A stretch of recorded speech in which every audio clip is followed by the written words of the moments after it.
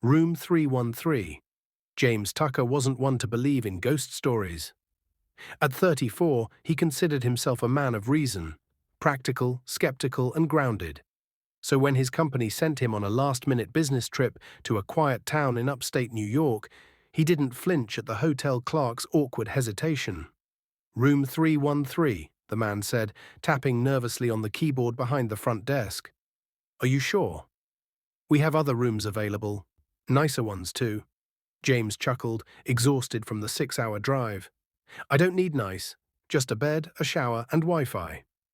The clerk hesitated again, glancing behind him as if someone were watching. Then, with a stiff nod, he slid the old-fashioned keycard across the counter. Third floor, end of the hall, he said. Let me know if anything's off.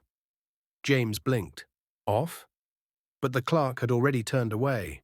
The room 313 was just like any other hotel room. Beige carpet, dated wallpaper, a queen-sized bed, a desk, and a TV that barely worked. Nothing out of the ordinary. Still, James felt a shiver run down his spine the moment he stepped in. The air was still. Not stale. Not cold, just dead still. Like the room had been sealed off from time. Brushing it off as fatigue, he dropped his suitcase by the bed and went to freshen up. That's when he noticed the mirror. It stood on the far wall across from the bed. Tall, rectangular, with a gold frame that didn't match the rest of the room's modest decor. There was something about it. Something old. Its surface was perfectly clean, yet it looked too polished, like it had been replaced recently. As he stared into it, he thought, for the briefest second, he saw something behind him. He turned quickly. Nothing. Jesus, I need sleep, he muttered, switching off the light. First night. The nightmare hit hard. James found himself standing in the hallway outside room 313, staring at the door. The walls around him were peeling, flickering with a strange red glow. A distant whisper echoed around him, repeating one phrase over and over. He's still here. He opened the door slowly, and what he saw made his blood run cold. There, on the bed, was him. Dead. Eyes wide open, skin grey, mouth agape in a silent scream.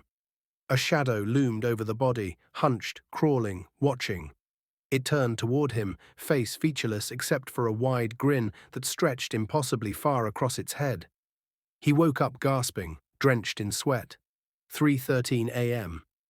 Of course, the mirror across the room reflected the faint glow of the alarm clock, but something was wrong. In the mirror, his reflection was still lying down, sleeping, eyes closed, motionless. James blinked, heart thundering.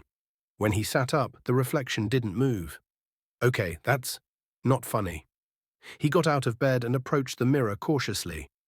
As he reached it, his reflection finally moved, jolting upright in a snap, staring directly into his eyes. Then the glass cracked, a thin spiderweb-like fracture split right down the center. James stumbled back, heart pounding, but when he looked again, the mirror was whole, pristine. It hadn't cracked at all. Day 2, James didn't mention the dream or the mirror to the staff. He didn't want to come off as crazy, but he couldn't shake the feeling that he was being watched. The air in the room felt heavier than before, like the pressure was slowly building, ready to explode. When he returned to the room that evening, something was different. The bed was freshly made, but the pillows were on the wrong side. The TV was on, static hissing softly. And on the mirror, in the bottom right corner, was a smudge, a handprint. Too small to be his. History that night, James went down to the front desk. The clerk was different. An older woman with a hollow look in her eyes. He asked about the mirror, about the room. She sighed. You're staying in 313. James nodded. What's the deal with it? She hesitated, then leaned in. Years ago, a man stayed in that room, traveling alone.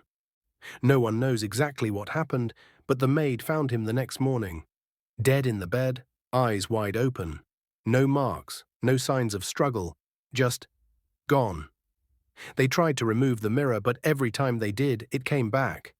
He stared at her, incredulous. That's impossible. She gave him a grim smile. So is dying in your sleep with your eyes open. Second night this time, James tried to stay awake. He drank coffee, left the lights on, and set his laptop to play music.